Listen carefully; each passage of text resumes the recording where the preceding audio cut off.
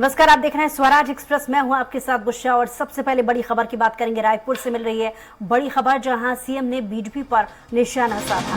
धान खरीदी पर बीजेपी के पुराने दावे को लेकर कहा रमन सिंह, ये बताएं कि डबल इंजन की सरकार में 10 कुंटल की धान खरीदी क्यों की गई, किसने रोका था उन्हें। रमन सिंह ने बार बार किसानों को ठगा है। 2014 में क्यों धान की खरीदी दाने दाने की नहीं हुई, बोनस क्यों नहीं दिया गया, 15 साल में ऐसा कोई सगा नहीं जिसको रमन सिंह ने ठगा नहीं। ये तमाम बातें प्रेस कॉन्फ्रेंस के माध्यम से मुख्यमंत्री भूपेश बघेल कहते नजर आए।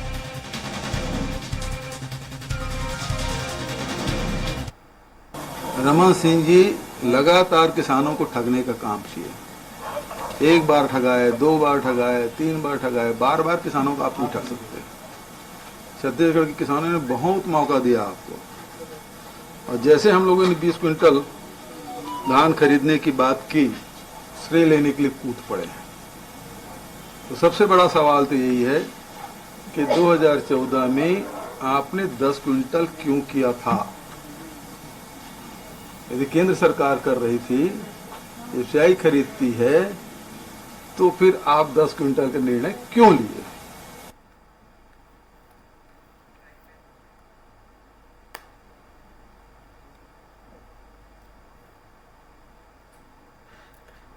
और इसी पर ज्यादा जानकारी के साथ हमारे साथ बात करने के लिए अजय गंगवानी जी कांग्रेस से नेता हैं, वो हमारे साथ फोन लाइन पे जुड़ गए हैं। दूसरी तरफ राजीव चक्रवर्ती जी बीजेपी से नेता हैं। आप दोनों ही का बहुत बहुत स्वागत है।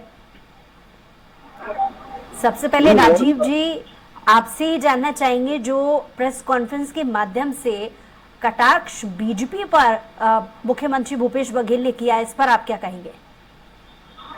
वैसे मुख्यमंत्री अपने नरेंद्र मोदी जी की रैली के बाद से जिस प्रकार से अपार जन समर्थन मिला है, तो और जिस प्रकार से जनता का मूड दिख रहा है, जनता बदलाव की ओर दिख रही है। राज्य सरकार शराबबंदी के मुद्दे पे हो, किसानी के मुद्दे पर हो, अराजक कानून व्यवस्था की बात हो, सारे मुद्दे पर जनता से दूरी बढ़ता जा रही है।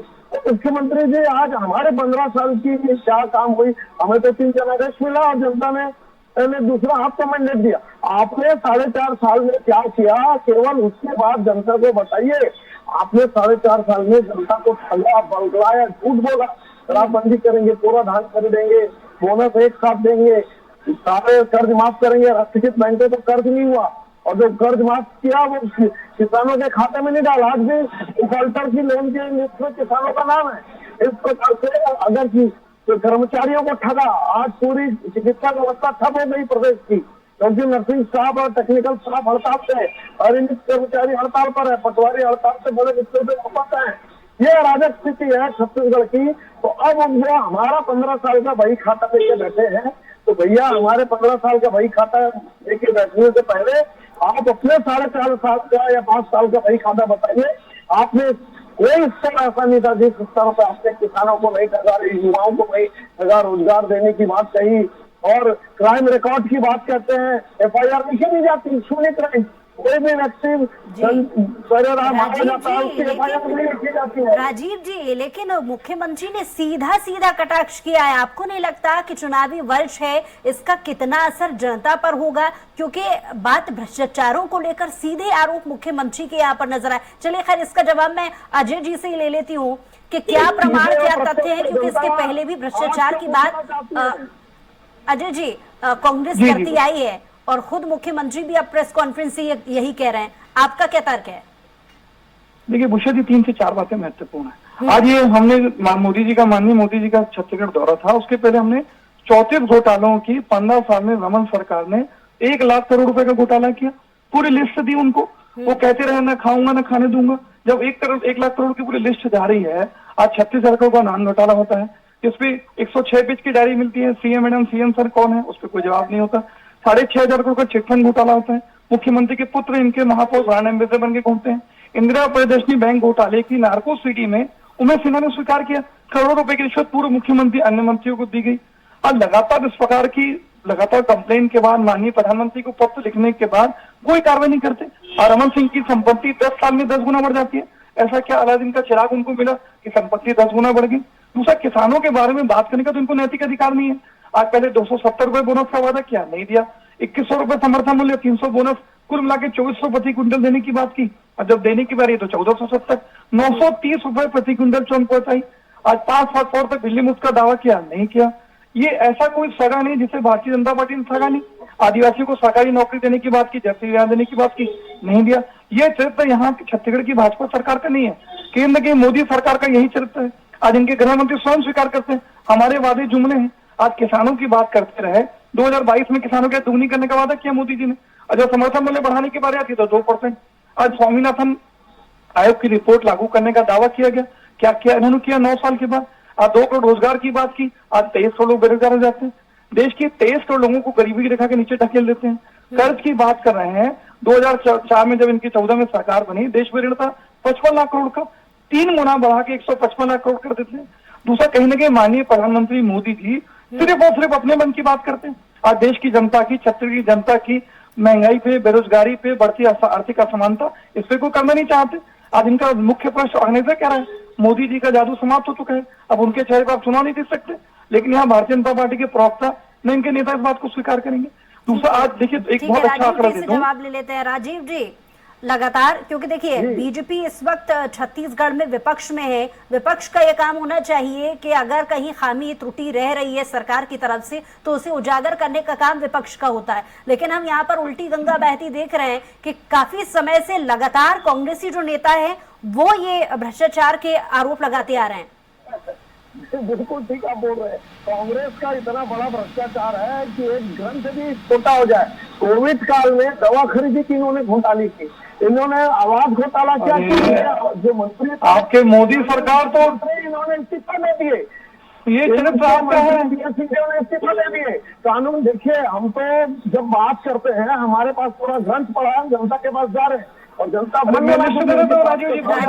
राजीव जी ये सवाल मैंने इसलिए भी आपसे पूछा था, ये जो सिलसिलेवार तरीके से छत्तीसगढ़ की राजनीति में भ्रष्टाचार का मुद्दा उठाया जा रहा है, चाहे वो प्रधानमंत्री नरेंद्र मोदी के दौरे से पहले की भ्रष्टाचार की फहरिस्त गिनाने का कंपटीशन हो। सुन लीजिए, आप दोनों से निवेदन करूंगी, राजीव जी, अजय जी, आप दोनों पहले सुन लीजिए सवाल। राजीव जी, सवाल मेरा आपसे कि ये जो प्रधानमंत्री नरेंद्र मोदी के दौरे से पहले भ्रष्टाचार गिनाने का जो दौर शुरू हुआ था, चाहे वो बीजेपी का हो या कांग्रेस का, एक तरफ बीजेपी कोयला घोटाले का यहाँ पर अगर जिक्र करती है तो कांग्रेस इसको लेकर 34 घोटालों की पूरी एक लिस्ट थमा देती है प्रेस कॉन्फ्रेंस के माध्यम से। इसको लेकर क्यों बीजेपी चुप है, क्यों बोलती नहीं? चुनावी परिचय बोलना जरूरी है बीजेपी का भी। बीजेपी के जवाब आपसे भी मांगे जा रहे हैं। हाँ, सही जवाब। इनके पास कुछ जवाब देने के लिए नहीं है कि हमने 5 साल में जनता से वादा किया था सुशासन पर हम घोटालेबाज हुए। तब ये 15 साल की गाथा लेके बैठ गए। 15 साल की गाथा लेके बैठने से क्या होगा, इनको अपना हिसाब देना पड़ेगा। क्यों इनके अफसर, क्यों मुख्यमंत्री के सचिव जेलों के सिलसिले में बंद है, जिनके तिजोरी से करोड़ों रुपया हीरे जवाहरात मिल रहे हैं, ये करोड़ों रुपया छत्तीसगढ़ की जनता की है, ये जनता भी जान चुकी है। अब ये क्या हुआ कि क्योंकि 15 साल के हमारी सरकार का ये लेखा जोखा लेके बैठे। अरे अपना लेखा जोखा बता दो, आपकी सरकार भ्रष्ट है, निकम्मी है, एक इंच का ईंट नहीं लगा पाई आज तक, ये जनता जान चुकी है। तब इन्होंने एक नया खेल खेला कि चलो हम 15 साल का कुछ आरोप लगा दे। इंदिरा प्रियदर्शन घोटाला कांग्रेस का घोटाला है, कांग्रेस के नेताओं ने बैंक खोला, कांग्रेस के नेताओं ने अजय जी आपसे मेरा सवाल मैं आपको याद दिलाना चाहूंगी। कुछ दिन पहले स्वराज एक्सप्रेस पर ही डिबेट के जरिए जब हम दोनों ही पार्टियों को एक साथ लाकर ये सवाल पूछ रहे थे कि ये भ्रष्टाचार के मुद्दे इतने ज्यादा जो हावी होते जा रहे हैं, तो बीजेपी ने ये आरोप लगाया था कांग्रेस पर कि 34 भ्रष्टाचारों की लिस्ट, क्या उससे ज्यादा भी वो जारी कर दें। लेकिन तथ्य क्या है, क्योंकि सिर्फ आरोप लगा देना भर नहीं होता है, उन्हें साबित देना भी होता है। बहुत अच्छा प्रश्न है, बहुत अच्छा प्रश्न। देखिए 3 चीजें सबसे महत्वपूर्ण। सबसे बड़ा घोटाला छत्तीसगढ़ का नाम घोटाला होता है। 106 पेज की डायरी मिलती है। जब भाजपा सरकार में कोर्ट में चालान कोटा होता है, 106 पेज में 100 पेज गायब कर देते हैं। 6 पेज सिर्फ सबमिट किए गए। आखिर वो 100 पेज, आखिर कौन नेता शामिल था जिसको बचाने के लिए 100 पेज गायब हो गए। दूसरी बात, धर्मलाल कौशिक नेता प्रतिपक्ष है, जिनका दायित्व है कि कमीशन खोरी हो रहा है, भ्रष्टाचार हो रहा है, तो उसको पर्दाफाश करें।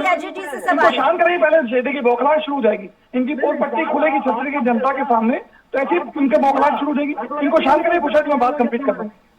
राजीव जी शांत हो, मेरा निवेदन है आपसे।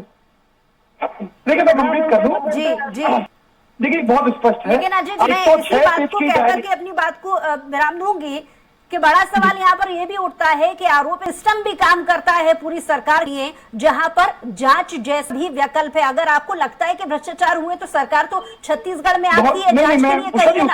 और ये उन पर भी लागू होती है कि बीजेपी चाहे केंद्र में उनकी सरकार है, वो भी जांच के लिए आगे आ सकते हैं। बहरहाल आप दोनों का हमारे साथ जुड़ने के लिए बहुत शुक्रिया। धर्मलाल कौशिक जाके